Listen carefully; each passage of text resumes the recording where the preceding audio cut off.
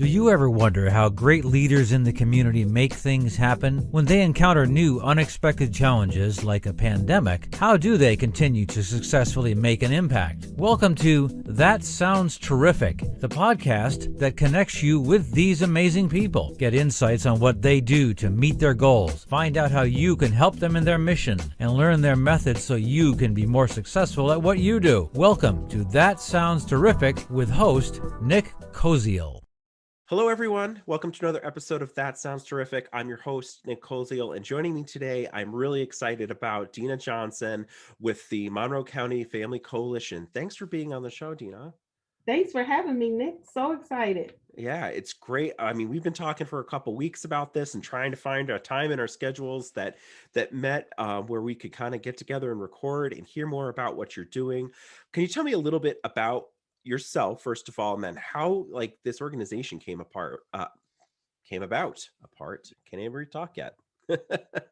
Yes.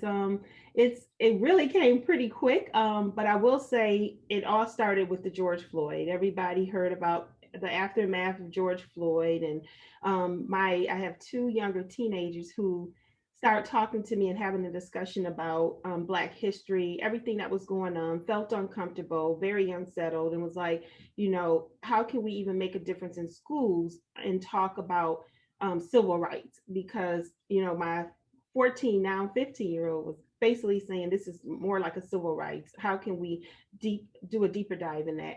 And so I started having meetings on the weekend with several people saying, how can we have a march? I even contacted this was out here in Greece. So in Greece, the town of Greece in New York, I contacted our town to see how this worked because I really didn't know, thought you needed a permit, found out you didn't.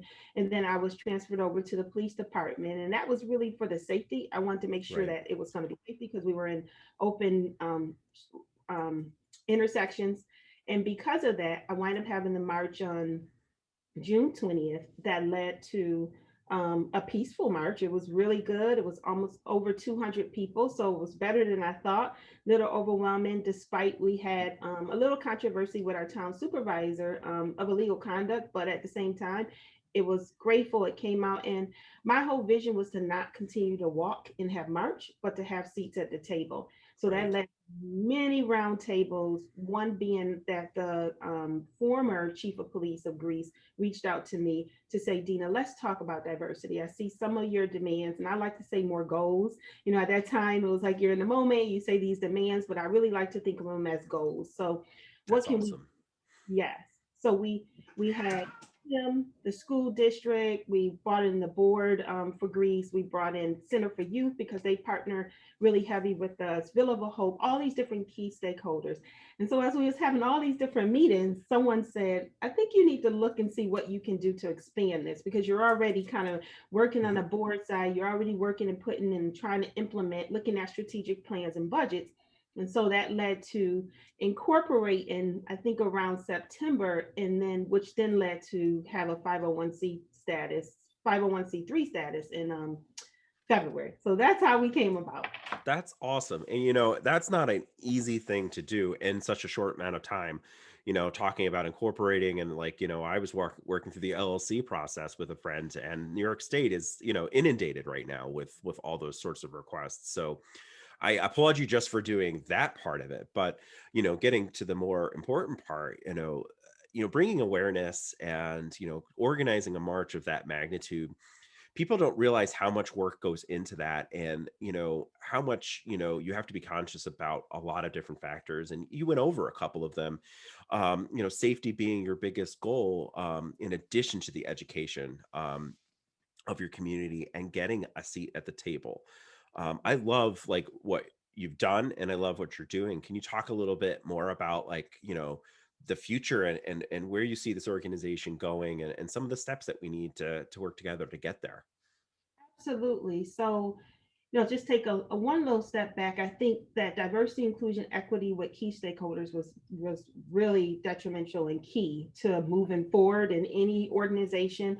But I think for us, it was really saying, how can we bridge gaps between local governments our families, our youth, and other key stakeholders who play a big part in the community. Because I always think of the village. If we don't have the Mhm. village, it will be hard to connect. And through that is having those meetings to say, what can we do better? What can we look at? How can we move the needle forward? And one thing that we did was do a community forum that had the Greece Police Department, had a representative from the Board of Education, our Greece superintendent, who's also the superintendent of the schools, I believe, Kathy Grootman, who really is our champion on this, Mhm. because the Greece Central School District, I will say, was there through everything in the Greece Police Department, all champions, exploratory programs, Center for Youth, STEM programs.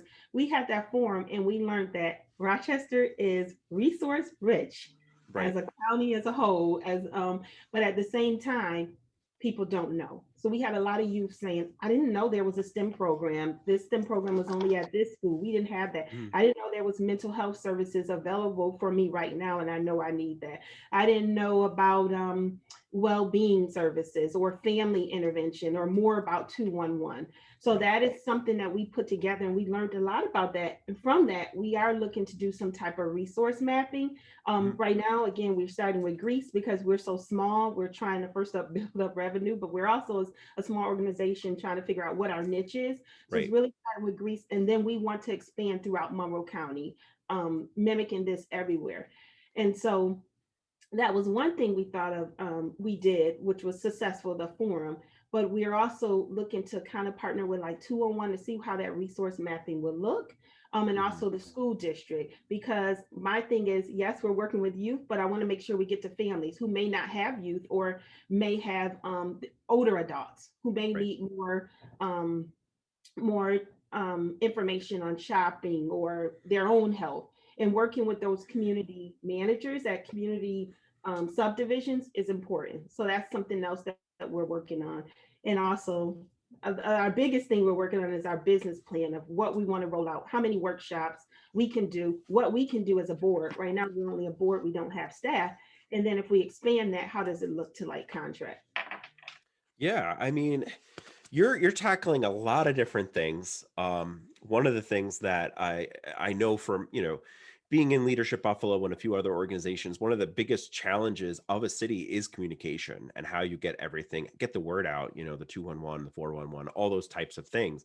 Like, it's very hard. And for organizations like yourselves who are, putting together marches, putting together events and things like that, to not duplicate things that are already happening, Yes, and try to find a way to partner yes. with some of these other organizations. And some of our previous guests on That Sounds Terrific have done things like that. Like Feed More of Western New York, uh, brought other organizations together to make one organization. And Tara Ellis kind of spearheaded that. And it probably wouldn't have happened if she didn't come to be a CEO of that organization. But those organizations work together towards a common goal, which I love that you're sort of uniting Rochester and the surrounding area and Greece to kind of like say, here's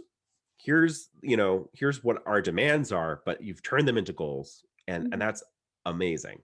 And with goals and with that community participation and the communication, I have no doubt that you're going to be very successful at what you do.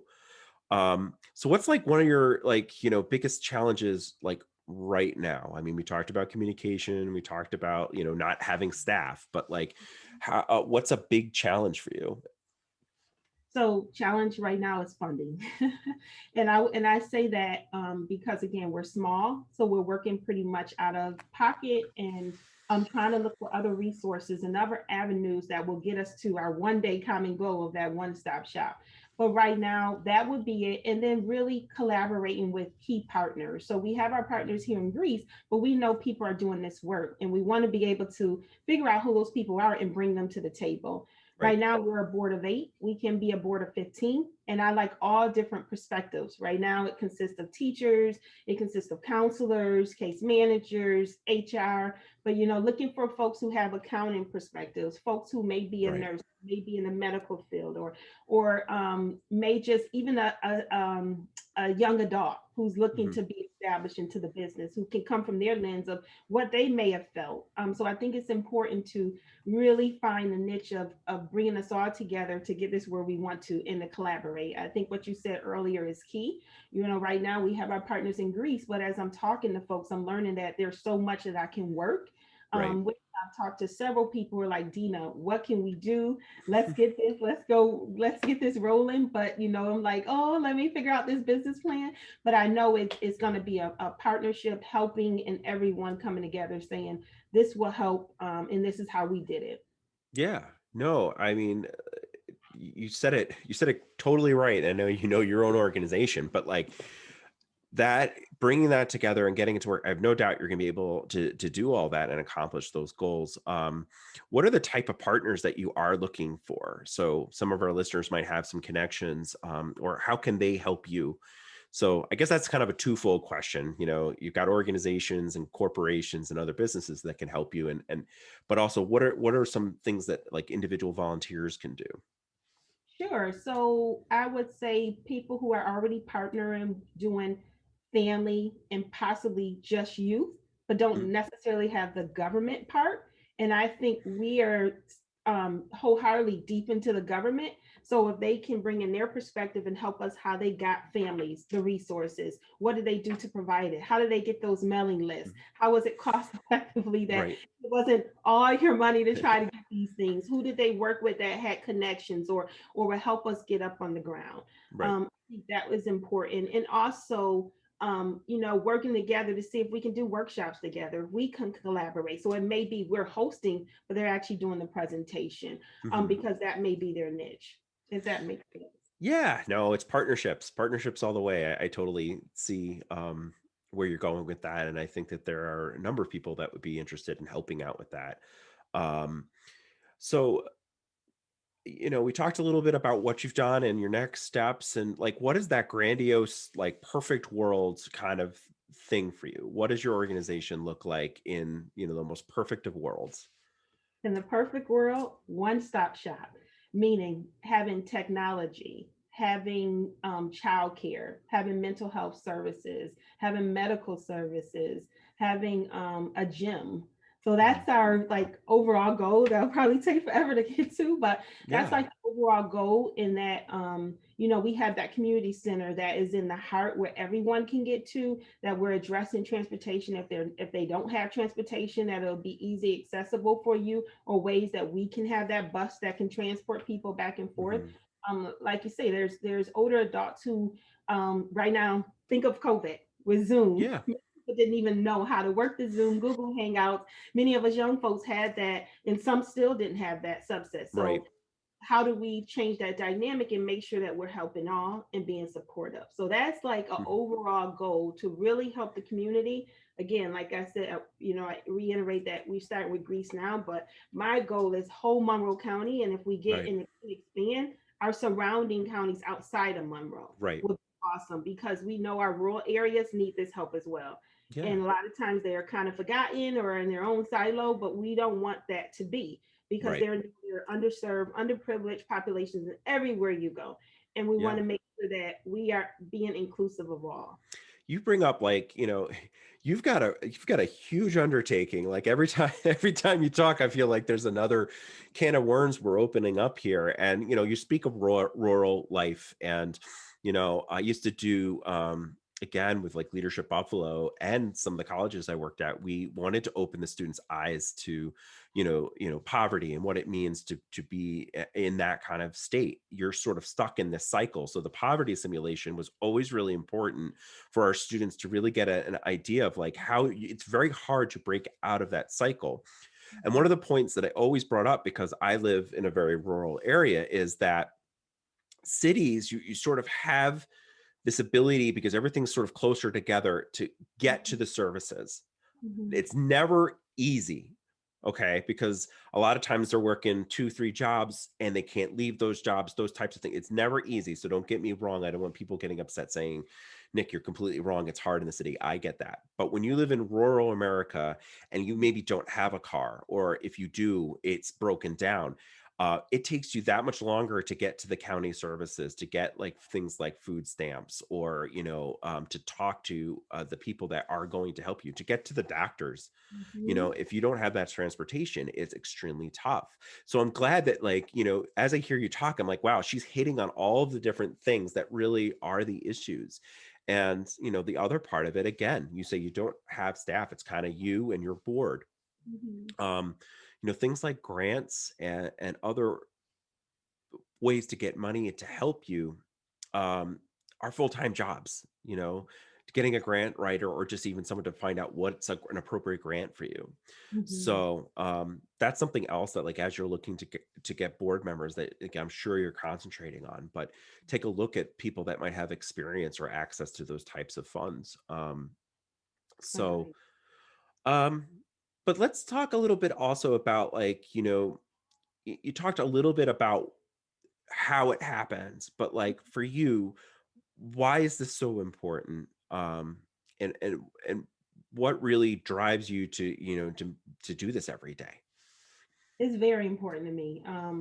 One is that, I am an African American woman. So um, I'm seeing the social economics that are barriers for us, and not just our population or our culture, rather, many discriminations and, our Indian, Asian Pacific, so many Hispanic, Latino.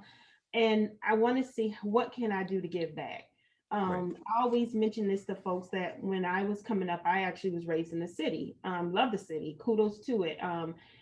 Part of the barriers I saw is that, my mom and my father both had issues. My mom was on drugs. My dad kind of had alcohol um, issues, and my mom died at 53. So for me, it was seeing the social disparities on drugs, the mental health challenges that wasn't being addressed, and families trying to intervene but not able to intervene. And I really want to give back. And then with the government, far as policing, I remember when we had Officer Friendly, who would come to Right. our schools, who would be on the streets, and I want that back.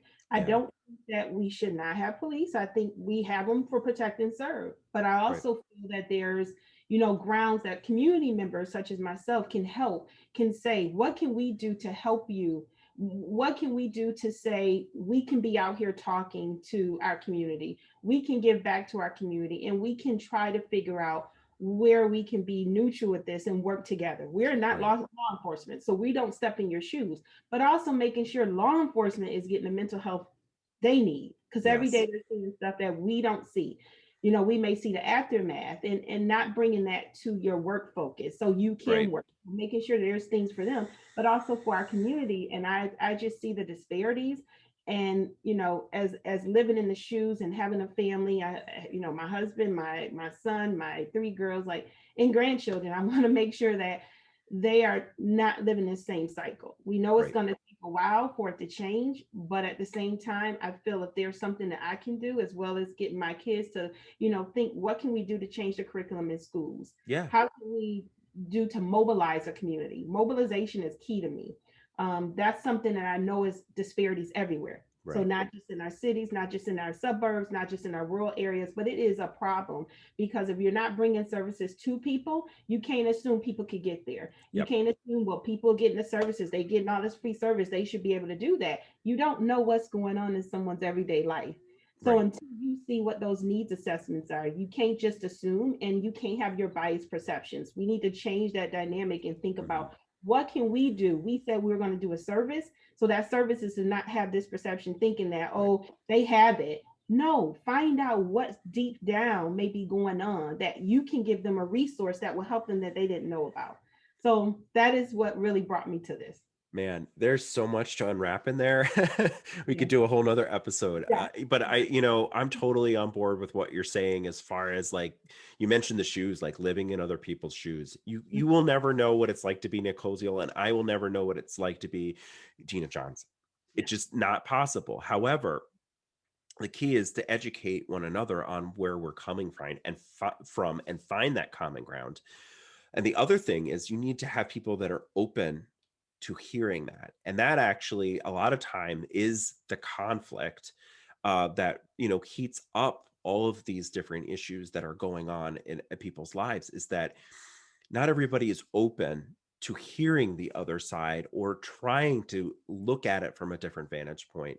Mhm. And, the way that you're just talking and explaining the things that you're doing, the movements that you're making, but also taking the time to talk about the police department and the other people's point of view is like a perfect example of being open Mhm. and not, I'm not saying you're narrow-minded by any means, or anyone, it's just not being narrow-minded about your views is because we want to hear both sides. Yes. I don't know what it's like to be a police officer. All Mhm. right. I don't know what it's like to grow up in a city. I have, two parents that, thank God are still with us. So I don't know what it's like to lose a mom. And you know, my condolences to that. I'm sure that you think of her all the time, you know. Yes.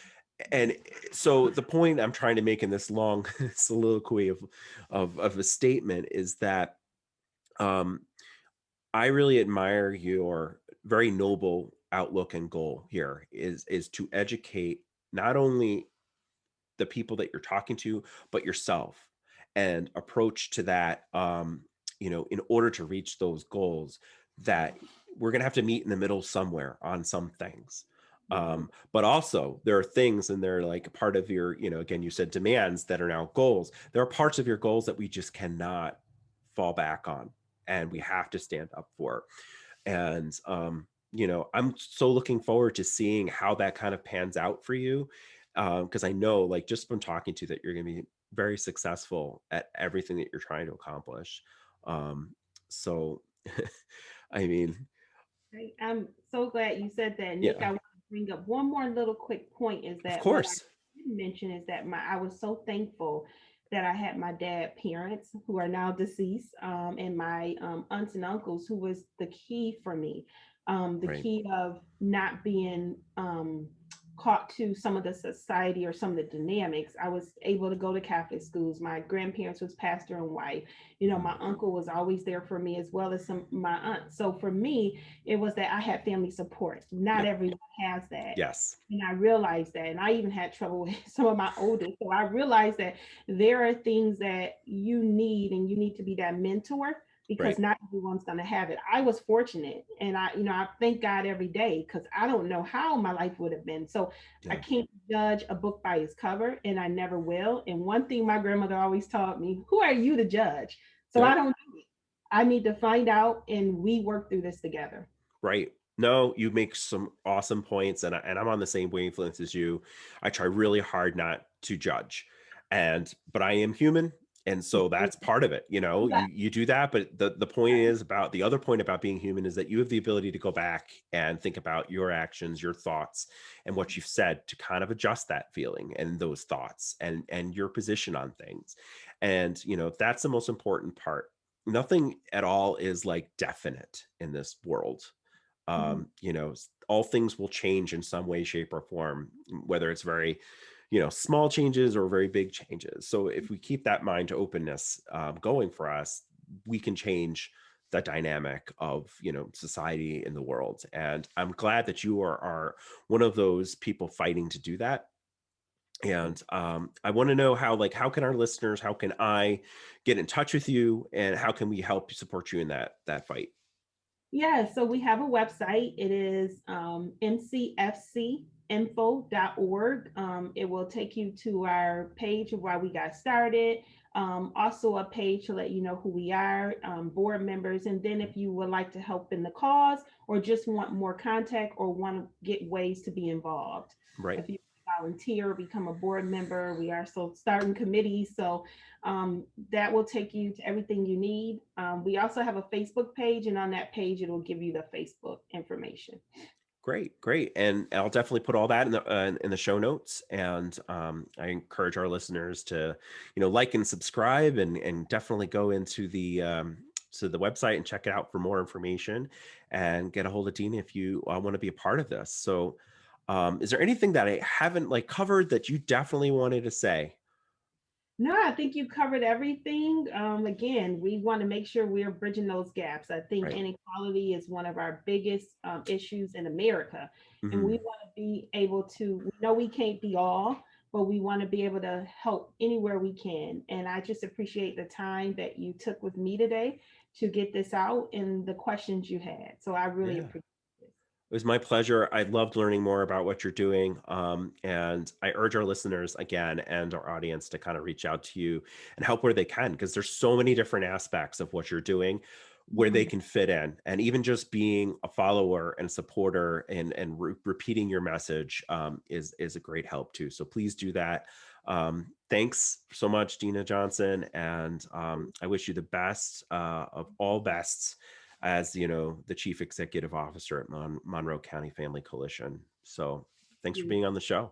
Thank you, Nick. This was a pleasure. Thank you. Thank you for joining us in another episode of That Sounds Terrific. Don't forget to check out the show notes and our website at thatsoundsterrific.com to find the contact information and the best ways to volunteer with the organizations that we feature. If you know someone that is doing terrific things and think they should be featured in a future episode, be sure to email us their name, contact info, and short description of what they're doing at thatsoundsterrific@gmail.com. If you like our show, give us a 5-star rating and give us some social media love by liking our Facebook page, That Sounds Terrific. Follow us on Twitter at Sounds Terrific 2 and Instagram at Sounds Terrific. We love hearing your feedback on how to make our show sound even more terrific. Till next time.